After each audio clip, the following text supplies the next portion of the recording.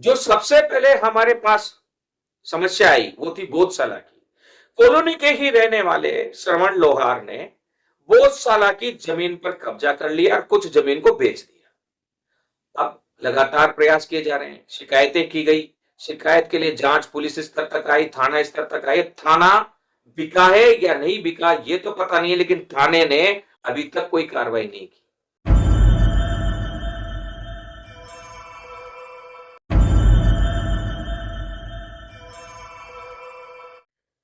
आज होली के दिन के बाद की भाई दूज, होली भाई दूज जिसे कहते हैं।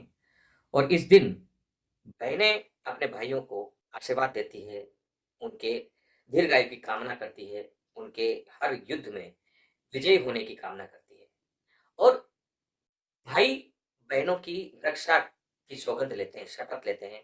और आज इसीलिए यह भाई दूज मनाया जाता है। और हिंदुस्तान की परंपरा में महिलाओं को, कन्याओं को देवी स्वरूप इसलिए कहा गया है क्योंकि ये शक्ति का स्वरूप होती है, शक्ति इनमें निहित होती है, शक्ति इनसे प्रवाहित होती है। यही कारण है कि शक्ति को दुर्गा भी कहा जाता है और दुर्गा भी महिलाओं का ही स्वरूप है। तो भारत जोड़ो मिशन सोसाइटी की तरफ से आज हमारी हजारों बहनों के लिए यह आज का एपिसोड, यह आज का कार्यक्रम समर्पित है। हम उन दिनों को याद करते हैं जब घुमंतु समाज के हजारों बहनों ने रक्षा के लिए, अपने संघर्षों की लड़ाई के लिए हमारे हाथों में, भाइयों के हाथों में राखी बांधी थी। वो रक्षाबंधन का पर्व आज भी याद है और उसको भूले नहीं है, न भुलाएंगे। हम उसके लिए लड़ते रहे हैं। और जो हमारे लगभग जयपुर के हर जिले में रहने वाले घुमंतु समाज की बहनों को यह जानकर गर्व होगा कि आपने जो आशीर्वाद दिया उसका फल आज जयपुर में मिल रहा है। आज जयपुर में घुमंतु समाज और गरीब नागरिकों के लिए लड़ने के लिए एक केंद्रीकृत कार्यालय की व्यवस्था है। वहाँ मीटिंगें होती है, हर बार मीटिंगें होती है। बाबा रामदेव नगर की लड़ाई आप लोग लगातार देख रहे हैं। बहुत से बहनों का फोन आया कल, बहुत से घुमंतु समाज के पंच पटेलों का फोन आया कल, बहुत से भारत जोड़ो मिशन सोसाइटी से जुड़े हुए लोगों का फोन आया। आज के दिन यह एपिसोड हम अधूरा समझेंगे अगर कालीबाई का जिक्र नहीं करेंगे। कालीबाई माधोराजपुरा में आज भी डटी हुई है। कालीबाई ने जहां झोपड़ा लगाया था उस झोपड़े के चारों तरफ बाउंड्री बना दी गई है। माननीय पंचायत राज मंत्री मदन दिलावर ने जांच के आदेश दिए थे और कहा था वहां के विकास अधिकारी को कि आप इस कचरे को नापो जिसमें पंचायत समिति का भवन बना है। अगर उस कचरे में किसी और व्यक्ति को, किसी और नागरिक को पट्टा दिया गया है तो कालीबाई को भी दिया जाएगा। लेकिन अभी तक वह नापजोख हुई नहीं और हमारे पास जो सूचनाएं हैं उसके आधार पर बहुत बड़ा घोटाला वहां माधोराजपुरा पंचायत समिति की इस कचरे में पट्टे देने के नाम पर हुई। बहुत से लोग उखड़ने वाले हैं और हमने लड़ाई छोड़ी नहीं। वहां से भी धमकी भी आई, प्रलोभन भी आए, लेकिन हम झुके नहीं, सच्चाई की राह पर चल रहे हैं। बहनों ने जो राखी हमारे हाथों में बांधी थी उसकी लाज रख रहे हैं, हम बिकेंगे नहीं। और कालीबाई के लिए हम सल्यूट करते हैं इस कार्यक्रम में कि वो और उसका परिवार आज भी उस जगह पर टिका हुआ है। और आसपास पूरी पंचायत समिति नहीं, आसपास के कई जगहों पर यह चर्चा है कि भारत जोड़ो मिशन सोसाइटी ने कालीबाई जैसी असक्षम और बिल्कुल गरीब तबके की महिला को भी झंडा रोक कर खड़ा होने की ताकत दी है, अन्याय से लड़ने की ताकत दी है। इसीलिए भारत जोड़ो मिशन सोसाइटी से लोग जुड़ते जा रहे हैं। भारत जोड़ो मिशन सोसाइटी ने, हमारी जो बहनें हैं भारत जोड़ो मिशन सोसाइटी की, जो रोड़ी देवी है, गीता है, सीता है, हमारी मीरा बहन है, नंदू बहन है, ग्यारसी बहन है, हमारे जो मदीना बहन है, हमारा जो विक्रम गुजराती है, और अब भारत जोड़ो मिशन सोसाइटी के साथ बाबा रामदेव नगर विकास समिति के अध्यक्ष प्रेम कोहली भी आ गए हैं, वे भी हमारे सदस्य बन गए हैं। तो आज मीटिंग है कि उनको भी हम किस तरीके से कहां जोड़ा जाए। तो हमने सबको जोड़ा है और जोड़कर जब काम करना शुरू किया बाबा रामदेव नगर में, तो सबसे पहले हमारे सामने एक अग्नि परीक्षा थी कि बाबा रामदेव नगर की कमियों को उठाया जाए। हमने सकारात्मक तरीके से समाज सेवा के भावने से भारत जोड़ो मिशन सोसाइटी के तहत और गांधी टीवी के तहत मुद्दों को उठाया। और सबसे पहला सवाल हमने नागरिकों से पूछा कि ऐसा क्या कारण है कि जिस कचरे पर आपको सरकार ने बसाया उसी कचरे पर बड़े बड़े बिल्डिंग बन गए और उन बिल्डिंगों को बिजली का और पानी का कनेक्शन भी मिल गया है और पट्टा भी अब मिलने के लिए काम कर रहे हैं। बहुत सारे उसी कचरे पर 39 बीघा की बात कर रहे हैं, बहुत सी जगहों पर पट्टा भी ले लिया गया है। क्या कारण है फिर इनको क्यों नहीं मिला कच्ची बस्ती को? कमोबश यही सभी कच्ची बस्तियों में हालात है। कच्ची बस्ती के आसपास पड़ी खाली जमीन पर भूमाफियाओं ने जयपुर विकास प्राधिकरण के अधिकारियों से साठगांठ कर बड़े बंगले बना लिए और जैसे ही हमने ये खबर प्रचारित की तो भगदड़ मची। सबसे पहला मुद्दा आया गौशाला का। लोगों को विश्वास हुआ कि ये संस्था सच के लिए लड़ेगी। लोग हमारे पास आए और हमने कहा कि यार लड़ाई बड़ी है, हर लड़ाई बड़ी होती है और हर लड़ाई में अलग अलग आवश्यकताएं होती है। कोई राजा लड़ता है तो उसको सैनिक की जरूरत होती है, कोई व्यापारी लड़ता है तो उसको सैनिक की जरूरत होती है और जन समर्थन की जरूरत होती है, उसको धन समर्थन की जरूरत नहीं होती क्योंकि वो स्वयं व्यापारी है। लेकिन कोई मुझ जैसा गरीब पत्रकार लड़ता है तो उसको तन मन और धन की जरूरत होती है। और हम उस लड़ाई से प्रेरित है जिसमें सुभाष चंद्र बोस अकेले घर से निकले एक बक्सा लेकर राष्ट्र निर्माण के उद्देश्य से, और लोगों ने इतना दिया कि उन्होंने आजाद हिंद फौज का गठन किया जिसने आगे चलकर हिंदुस्तान को आजाद किया। तो हर लड़ाई में आवश्यकताएं रहती है, तो हमने खुलकर बात की लोगों से और कहा कि हम अग्नि परीक्षा में खरा उतरेंगे, लेकिन इसके लिए हमें तन मन धन से सहयोग की आवश्यकता होगी। सबने मदद की और इसी दौरान हम सरकार में भी बराबर प्रयास करते रहे। धन्यवाद देते हैं हम पुनः पंचायत राज मंत्री मदन दिलावर का कि उन्होंने एक और जहां कालीबाई के मामले में आदेश दिए कि जांच की जाए, उस कचरे में किसी और को पट्टा दिया गया है तो कालीबाई को भी दिया जाए, और दूसरी ओर उसी दिन एक आदेश और पारित किया जिसमें कहा गया पंचायत स्तर पर घुमंतु समाज, अर्ध घुमंतु विमुक्त समाज के लोगों को रियायती दर पर पट्टा दिया जाए। अब मैं समाज के जो नेता हैं, जो बीजेपी और कांग्रेस से जुड़े हुए हैं, दूसरे दलों से जुड़े हुए हैं, उनसे पूछता हूं कि आप कहां रहते हो यार? 2021 में चरागा भूमि में पट्टे देने के आदेश आए तब भी आप लोग नहीं आए, और अभी फरवरी 7 तारीख को माननीय मदन दिलावर जी पंचायत राज मंत्री ने ग्रामीण क्षेत्रों में रियायती दर पर घुमंतु समाज को पट्टे देने की बात कही है, उसके बाद भी आप नजर नहीं आ रहे हो। आप लोग बोर्ड में, विधानसभा में, राजनीति में पद पाने के लिए नेताओं के तो चक्कर लगाते हो, इस गरीब जनता की भी तो आवाज उठाओ। इसलिए मैं टारगेट पर रहता हूं क्योंकि मैं सच कहता हूं और सच चुभती है। और सच ये भी है कि देश की आजादी के बाद से हमने बदल बदल कर बीजेपी और कांग्रेस दोनों को वोट दिया, लेकिन हमें पट्टे नहीं मिले। और पट्टे मिलने के लिए कितने साल लगते हैं यार? सालों लगते हैं क्या? हर बार हमें बेवकूफ बनाया जाता है। अब 500 रुपए देकर, एक दारू की बोतल देकर हर चुनाव में हमारा इस्तेमाल किया जाता है और हम इस्तेमाल होकर मजे लेते हैं। हमारी बहनें आंसुओं को छुपा रही है क्योंकि कच्ची बस्तियों में, घुमंतु समाज में रहने वाली बहनों को दर्द है कि उनके भविष्य की पीढ़ी के लिए वे एक अदद आशियाना नहीं जुटा पा रहे। आदेश आ गए। हालांकि भारत जोड़ो मिशन सोसाइटी के हजारों स्वयंसेवकों ने कहा है कि वे फसल कटने के बाद में भारत जोड़ो मिशन सोसाइटी के साथ लड़ेंगे और हम लड़कर रहेंगे, आदेश की पालना करवा कर रहेंगे। इसीलिए हमने लोगों को जोड़ा है, इसीलिए भारत जोड़ो मिशन सोसाइटी बनाया है, और इसीलिए भारत जोड़ो मिशन सोसाइटी लगभग 1 लाख रुपए महीना खर्च कर रहा है जयपुर कार्यालय में। और लोग आ रहे हैं हर दिन, कोई कौन सी बस्ती के लोग आते हैं, कभी कौन सी बस्ती के लोग आते हैं, कभी कौन सी समस्याएं आती है। लेकिन हम नेतागिरी करने वाले लोगों को सुहाते नहीं है क्योंकि हम किसी पार्टी की ज्यादा तरफदारी नहीं करते हैं। इसलिए इस बार प्लान बना लिया गया है। इस बार किसी भी दल का, किसी भी राजनीतिक दल का, किसी भी उम्मीदवार का समर्थन घुमंतु समाज और कच्ची बस्ती के लोग नहीं करेंगे। पहली बार अपना समर्थन करेंगे, स्वयं का समर्थन करेंगे, स्वयं के लिए आवाज उठाएंगे, हर दल के लोगों से प्रश्न उठाएंगे कि आप हमारी उसी कचरे में, हमारी कच्ची बस्ती के आसपास आप बड़े बड़े बंगले बना देते हो, फिर हमें क्यों नहीं आप यहीं पर व्यवस्थित तरीके से बसा देते हो। बाबा रामदेव नगर की का एक उदाहरण है ये, और इस उदाहरण से बहुत से उदाहरण आने वाले 2 या 3 दिन में, 1 सप्ताह में जुड़ने वाले हैं और बहुत बड़े कार्यक्रम की, बहुत बड़े आंदोलन की व्यवस्था कर ली गई है। हम चुप नहीं बैठे हैं, लगातार मीटिंगें चल रही है, लेकिन किसी भी आंदोलन के सफलता के लिए यह जरूरी है कि दुश्मन को हमारे तौर तरीकों का पता ही नहीं चले। तो इसलिए इस बार हमने सारे काम को गुप्त रखा है।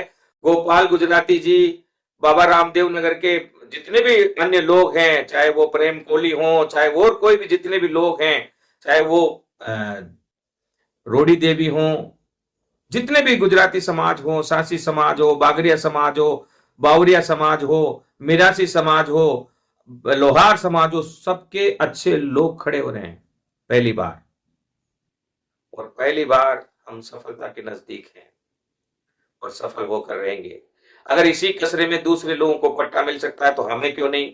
अगर वो पट्टे गलत हैं, वो अतिक्रमण है, तो फिर वो अतिक्रमण साफ क्यों नहीं होते?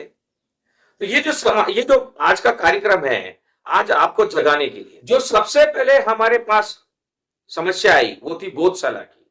कॉलोनी के ही रहने वाले श्रवण लोहार ने बोधशाला की जमीन पर कब्जा कर लिया और कुछ जमीन को बेच दिया। अब लगातार प्रयास किए जा रहे हैं, शिकायतें की गई, शिकायत के लिए जांच पुलिस स्तर तक आई, थाना स्तर तक आई। थाना बिका है या नहीं बिका ये तो पता नहीं है, लेकिन थाने ने अभी तक कोई कार्रवाई नहीं की। तो अब बोधशाला की जमीन के लिए आने वाले समय में बड़ा संघर्ष देखने को मिलेगा पूरे राजस्थान में, क्योंकि यह बोधशाला घुमंतु समाज और कच्ची बस्ती के भविष्य की पौध को तैयार करने के लिए थी, न कि ढहाकर, अतिक्रमण कर, बेचकर किसी एक भूमाफिया के घर को भरने की। और वो धमकी देते हैं हमें जेल भेजने। अरे जेल भेजना क्या, हम तो भगत सिंह की औलाद है।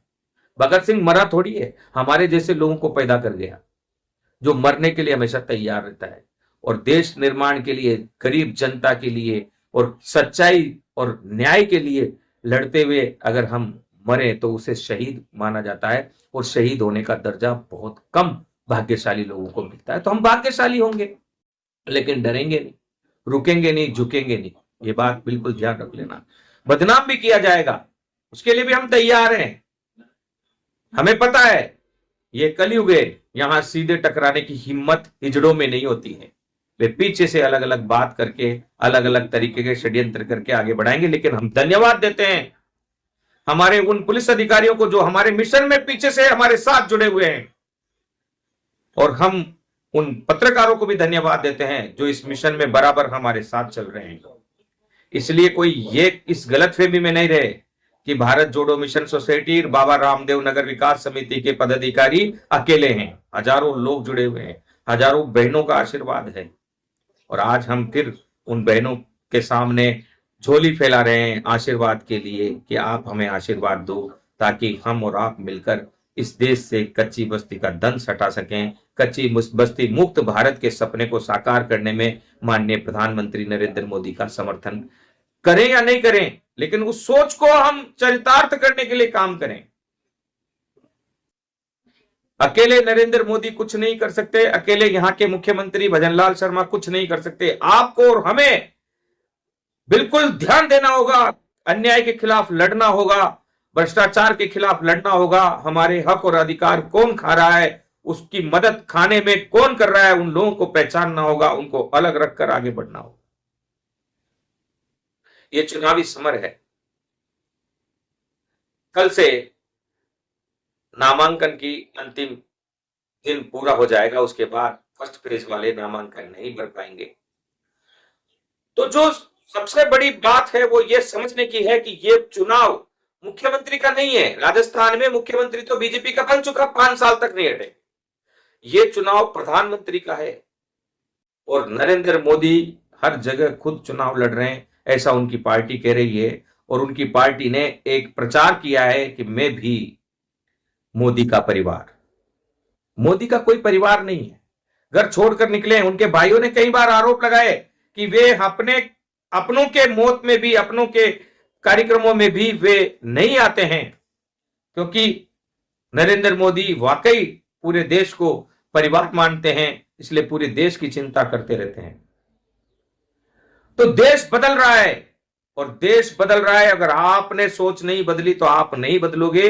आपकी स्थिति वहीं रहेगी। इसलिए उठो, सोचो और सवाल उठाओ कांग्रेस के नेताओं से भी, बीजेपी के नेताओं से भी, कि आपने भी राज किया हमारे यहां। कांग्रेस के नेताओं से पूछो कि आपने कितनी बार राज किया, बीजेपी के नेताओं से पूछो कि आपने कितनी बार राज किया। तो फिर हमारी कच्ची बस्ती के आसपास उसी कसरों पर पक्के मकान कैसे बन गए और हम वहीं के वहीं कच्ची बस्ती के लोगों के रूप में कैसे रह गए, जबकि आपको भीड़ चाहिए तो आप गाड़ी कच्ची बस्ती में भेजते हो, आपको कहीं भी बड़ा कार्यक्रम करना है तो कच्ची बस्ती के हम लोगों को इकट्ठा करके ले जाते हो, अपने कार्यक्रम में भीड़ दिखाते हो, क्योंकि आपके सामने सिर्फ और सिर्फ हम एक भीड़ दिखाने के लिए चेहरा है, इंसान तो है ही नहीं। इंसान तो आप उन अमीरों को मानते हो जिनके आपने बंगले बना दिए इसी कसरे में, हमारी कच्ची बस्तियों के आसपास। देश आजाद होने के बाद आसपास की खाली भूमि पर बड़े बड़े बंगले, बड़े बड़े बिल्डिंग बन गई, लेकिन हमारी बस्तियां वहीं की वहीं हैं। अगर कोई नेता है जो लंबे टाइम से नेतागिरी कर रहा हो तो उससे भी पूछना कि भाई आप भी नेतागिरी कर रहे हो इतने सालों से, आपने क्या दे दिया हमें? आपने हिम्मत क्यों नहीं जुटाई इन नेताओं से सवाल पूछने की कि आपने हमें यहीं पर क्यों नहीं बसाया, जबकि इसी के आसपास ये पट्टे कटते रहे?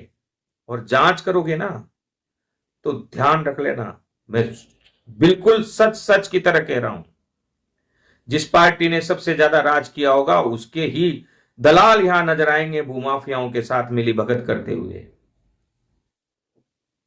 तो अब आपको सोचना है, हम तो दोनों पार्टियों को नहीं, सभी पार्टियों और सभी उम्मीदवारों से प्रश्न उठा रहे हैं कि आपने हमें क्या दिया है। और ये सवाल छोटा सवाल नहीं, बड़ा सवाल बनकर कौंधने वाला है आने वाले दिनों में।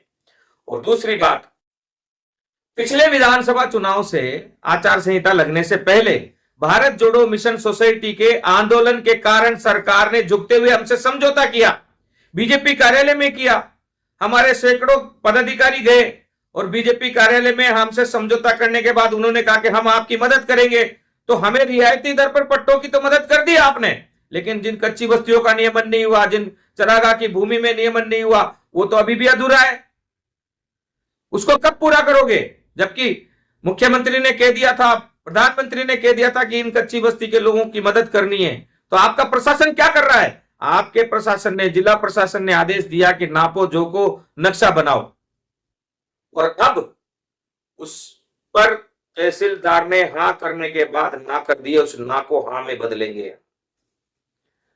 हम चाहे हमें जेल जाना पड़े, चाहे हमें किसी से भी टकराना पड़े, सरकार से टकराना पड़े, कलेक्टर से टकराना पड़े, कमिश्नर से टकराना पड़े, जेडीसी से टकराना पड़े, चीफ सेक्रेटरी से टकराना पड़े, मुख्यमंत्री से टकराना पड़े, हम कच्ची बस्ती में रहने वाले परिवारों के हक के लिए चलाए गए उस आदेश की पालना करवा के रहेंगे।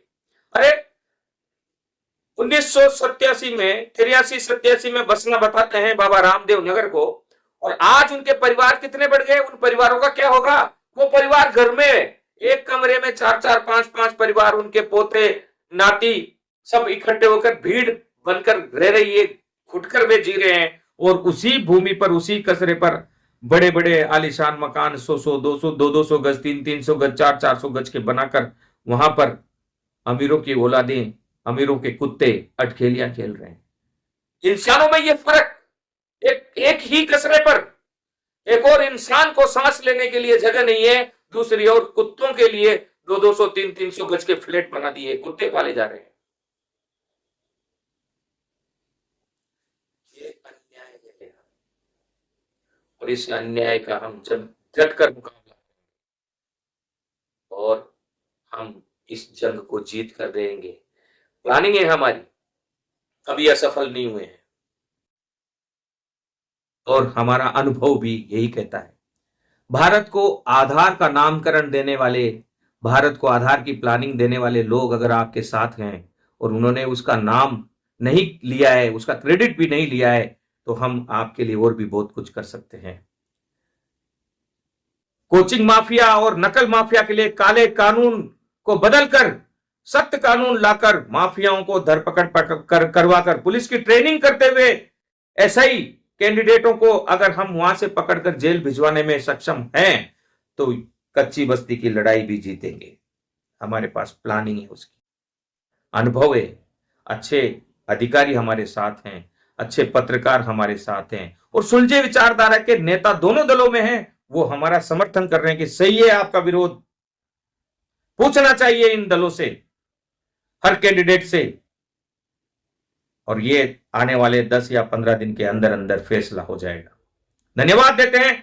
बाबा रामदेव नगर से लगभग 250 से ऊपर सदस्य हमारे साथ जुड़ रहे हैं, तन मन धन से उन्होंने सहयोग किया। और भी लोग तेजी से जुड़ रहे हैं, और भी बस्तियों में लोग जुड़ेंगे आने वाले समय में, और भी मीटिंगें हमारी हो रही है, लगातार हम इस काम में आगे बढ़ रहे हैं। तो आज भाई दूज पर हम आशीर्वाद हमारी बहनों से मांगते हैं कि हमें सफल होने का आशीर्वाद दें, ताकि आपके और हमारे बच्चे भी उन अमीरों की तरह ही अच्छे मकान में रह पाएं, अपने मकान में रह पाएं, स्वयं के मकान में रह पाएं, और जल्दी ही हर नागरिक के पास अपना स्वयं का मकान हो, सपना पूरा हो विश्व गुरु बनने का। जय हिंद, वंदे मातरम, जय जगत।